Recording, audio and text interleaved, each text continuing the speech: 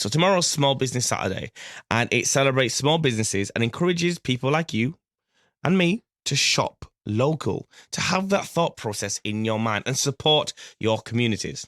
So we thought we'd find out what's going on and how shopping local, especially at Christmas, could be vital. So join us in the studio. We've got Paul Stevens, who runs Help Locks in Leeds. Paul, good evening. How are we doing? Yeah, great. Thank you very much for inviting me on. I love the fact that you're repping it. I mean, you can't see it. We'll take a picture maybe later, but you've got the Help Locks t-shirt on. You're representing? Absolutely. And the coat draped over the seat just now. It's Ooh. yeah, it's what can you do? We're vibing. But it's not just us, Paul. No, we're very blessed. We're joined by Jackie Mulligan, who runs Shop Happy, which is a brilliant service that encourages people to not only shop local, but give them, basically, Jackie, no excuse to go anywhere else, because it's a one-stop shop for you to be able to find exactly what you need from local places, isn't it? It is, and I think so many of us don't realise how lucky we are if we've got shops and services close to us, but how much they rely on our custom. And Shop Happy makes you able to see that, but also you can shop locally with shoplocalonline.org. But really, what it is tomorrow is get out into the high street, go in person, go support the cafes, the bars, the restaurants, the shops, go and say hello to the shopkeepers, because for goodness sake, they've had it really hard for a lot of years. They've stepped up, they've adapted to our communities. And right now, this is supposed to be their golden quarter. And I would say it's probably, and Paul might disagree, but I think it's been one of the most challenging so far, actually, with the cost of living squeeze. So if you can, get out there. And it's just such a brilliant atmosphere. It's so much better for your mental health. It's so much better for, feeling that Christmas spirit, to go out there and support those small shops, and they provide great value all year round. Well, Jackie, let's talk about that then. When you say the golden quarter, for those who don't know, this period, especially going into Christmas, it's usually very important, isn't it?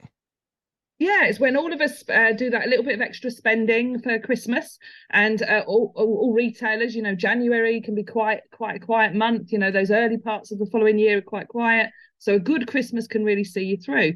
But let's face it, this is the third Christmas where we face challenges. The hospitality, particularly, I feel for those guys because they're trying to give us the best parties, the best gatherings. And every year for the last 3 years, they've been hit hard.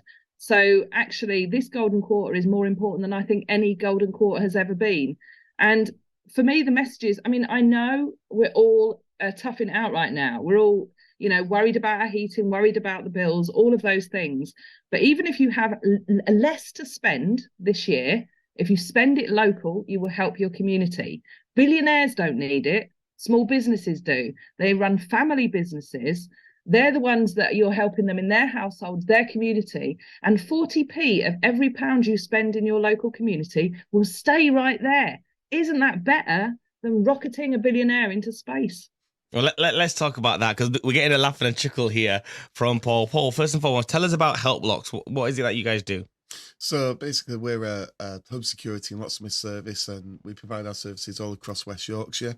And we also have an online store where we're providing products such as sort of ring doorbells, smart locks, anti-snap locks, home safes, all sorts of home security gizmos, and we offer that across UK wide. And tell us in short, what's the past few years been like for you? And then tell me where you're at, like, now times.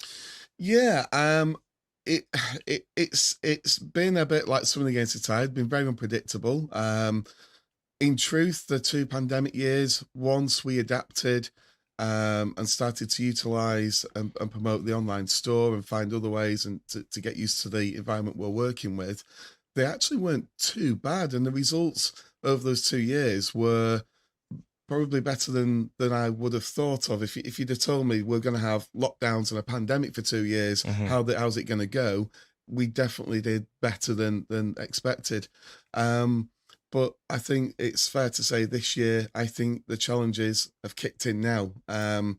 People have not got furloughed, I think, before, because they weren't going away. They were spending money locally and spending money on the home. They had the furlough money. So I think people did have cash in the pockets during the pandemic period. And I think that's what helped a lot of businesses, and not every business, depending what sector they're in, but the ones that could work were I think helped by the help that the government had given everybody. But that's stopped now. And if anything, the challenges have gotten greater, with the fuel crisis, the cost of living. Now we're in a recession. I mean, how much more bad news do we need? And of course, the cost of products now, as a business, the cost of products, as well as everything else going up, all of our costs have gone up. Now the cost of products, because the pound tanked, so all of the manufacturers have been importing products to sell onto us, to sell onto the public next year, have seen big increases as well. So we're almost about to see the next wave of issues as we go into a new year, as all that comes to light. So yeah, this has been tough, and we've had to be extremely creative. But credit to small business owners, and this is why you need to support small businesses now, because that's where the ingenuity is and the creativity. It's the small businesses. I know it's so cliche, they're the backbone of the economy, but small businesses are the ones that are going to do the most to drag this country out of this recession. So supporting them will create that ecosystem that we need to let these small business owners, who are so creative, to get through the last 3 years, to continue and strive and build and go forward. They've got to be so on it. And that's why we can put our faith, all of us, in those business owners and entrepreneurs, to get us out of the troubles that we're in. I feel like that's so greatly put and so easily digestible, and you can't see it, but Jackie is nodding away here, because Jackie, what we've been given here is a relatively decent, perspective on the pandemic, but that's simply down to ingenuity, adaptivity, and probably little bits of luck here and there. And yet, still hearing Jackie, we're still hearing that Paul has suffered greatly and it's been tough. Unfortunately, that is not the case for so many businesses. This is like a best of a situation. And to hear that people have to be creative and do so many different things just to survive, what would you say to consumers out there when they're seeing businesses that are still here? It's simply because of survival. What would you say to consumers when they're next approaching their local business or walking past a local store? I would say, do you want to see local jobs in your community? Do you want to feel safe when you walk down the high street? Do you want to have things which don't rely on a car journey? And if your answer is yes to any one of those things, where you shop tomorrow and where you shop the next day and the day after that becomes ever more important. If you like warehouses in the middle of nowhere, carry on shopping with the billionaires. But if you actually really like where you live or really like where you work, then you are the answer. And these small businesses that Paul's talking about have been incredibly resilient. They employ 14 million people in the UK. The family businesses are very much the backbone, but they're the friendly face. If you've got kids and they're walking down a deserted high street, will you feel as comfortable as you will if there's shops that they could go in if any trouble was around? The vibrancy of a high street links to the vibrancy and the aspiration of a community. So where you spend, where you shop matters, and it matters so much this year, because it's also the smile. Even if you're giving Paul or any other business down that high street a fiver, the fact that you're showing them that you still support them is really important. And I'd also say, for those that are at home now sort of thinking, oh, but it's more expensive in local shops, it isn't, actually. There's a lot of online, you pay over the odds, you just believe you're getting a bargain. You see convenience and you think it's a bargain. It often isn't a bargain. One in 7 deals on Black Friday were actually real.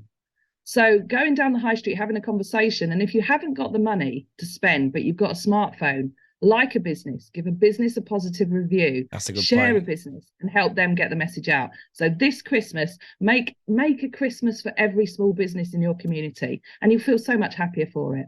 I love that. There's always things you can do to help. And Paul, with your business Help Locks, where could people find you if they need your services? So online, we're at helplocks.com, or you can go straight direct to the shop at helplocks.com/shop. You can WhatsApp us or call on 0800 002 5258. Well, Paul, we wish you all the best throughout this period. Jackie, thank you so much for being here. And the message is shop local this Christmas because it means the most. BBC Radio Leeds.